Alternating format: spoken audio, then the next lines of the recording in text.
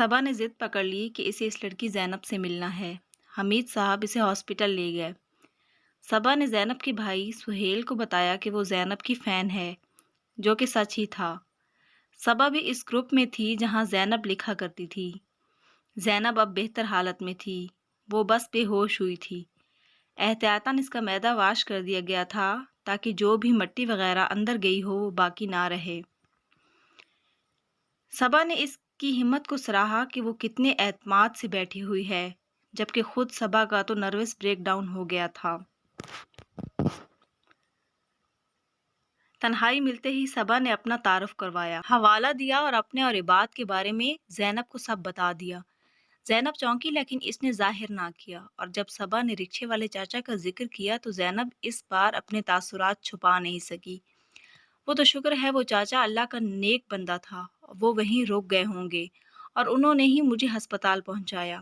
زینب کے ذہن کے پردے پہ وہی رکشے والا ابھرا جو اسے قبرستان لے گیا تھا، اور اسے سمجھایا بھی تھا کہ قبرستان نہ جائے، لیکن اس نے صبا کا ہاتھ تھام کر اتنا کہا، دیکھو صبا، ایک وقت آتا ہے جب انسان کو اپنی غلطیوں کا ادراک ہو جاتا ہے۔ میں امید کرتی ہوں کہ اب تم کبھی ایسی غلطی نہیں دہراؤ گی۔ صبا کو تھوڑا محسوس ہوا کہ یہ خود بھی تو اسی چکر میں وہاں گئی تھی اور مجھے سمجھا رہی ہے۔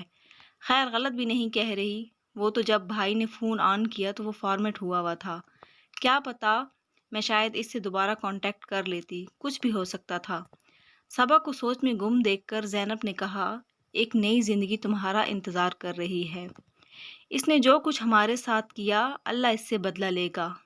اس دن ان راہگیروں کو اللہ نے ہی بھیجا تھا اور وہ شور سن کر بھاگ گیا۔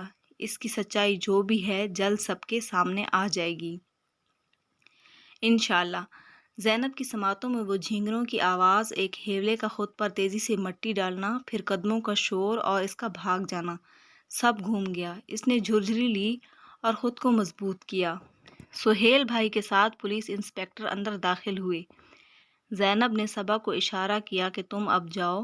وہ نہیں چاہتی تھی کہ صبا کو اس کیس میں گھسیٹا جائے۔ اس آسیبی قبرستان کے اطراف سے 3 اور لڑکیوں کی مسخ شدہ لاشیں مل چکی تھیں، مگر ان کے گھر والے کسی قسم کی کارروائی میں شامل ہونے کو تیار نہیں تھے۔ یہ چوتھا واقعہ تھا جو زینب کے ساتھ ہو رہا تھا، اور اس بار اس علاقے کا انسپکٹر بدل چکا تھا۔ وہ اس کیس میں خاصی دلچسپی لے رہا تھا۔ رائٹر گروپ میں ایک جوان شاعر ساحر نے دبنگ انٹری ماری تھی۔ تمام شاعری کے دل دادا اس کے دیوانے تھے۔ بسمہ نے بھی گروپ کچھ ہی دن پہلے جوائن کیا تھا۔ وہ بہت شوخ، چنچل اور حاضر جواب لڑکی تھی۔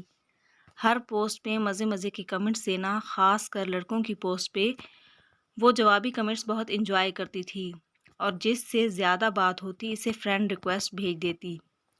جب لڑکی خود ہی فرینڈ بننے کو تیار ہو، اور کیا چاہیے۔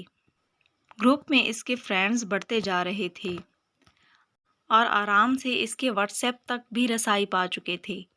وہ بہت اعتماد سے کمنٹس میں سب کے سامنے ہی کہہ دیتی تھی کہ میری ریکویسٹ ایکسیپٹ کریں پلیز۔ کافی لوگ پیٹھ پیچھے اس پہ باتیں بناتے کہ کیسی لڑکی ہے، لیکن اس کی شوخ چنچل فطرت کی وجہ سے مرد ہوں یا خواتین سبھی اس کے سرکل میں شامل تھے۔ وہ شاعر ساحر کو بھی بہت کمنٹ کرتی تھی، مگر ساحر کی عادت تھی وہ کسی کے کمنٹ کا رپلائی نہیں کرتا تھا اور نہ ہی فرینڈ ریکویسٹ ایکسیپٹ کرتا تھا، بس ہر کمنٹ پہ انگوٹھے کا نشان لگا کر شکریہ ادا کر دیا کرتا تھا۔ بسمہ نے بارہا ساحر کو کمنٹس میں کہا کہ پلیز سر میری ریکویسٹ ایکسیپٹ کریں، مگر وہ اندیکھا کر جاتا۔ اسی گروپ میں سے ایک لڑکا حمزہ جس نے فرینڈ ریکویسٹ بھیجی، اس نے ایکسیپٹ کر لی۔ کچھ دن بعد حمزہ سے اس کی اچھی خاصی دوستی ہو گئی تھی اور بات واٹس ایپ تک چلی گئی، مگر واٹس ایپ پہ اس کا پروفائل نام عباد دیکھ کر اس نے سوال کیا تو حمزہ نے کہا یہی میرا اصلی نام ہے، بہت خاص دوستوں کو پتہ ہے۔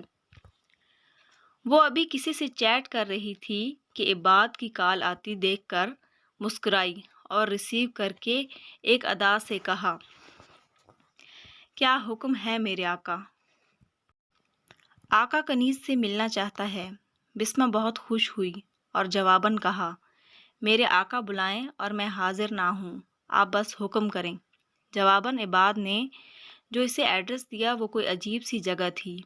وہ اگلے دن وقت مقررہ پہ گھر سے نکلی۔ 2 رکشے والوں کو تو جگہ ہی سمجھ نہ آئی۔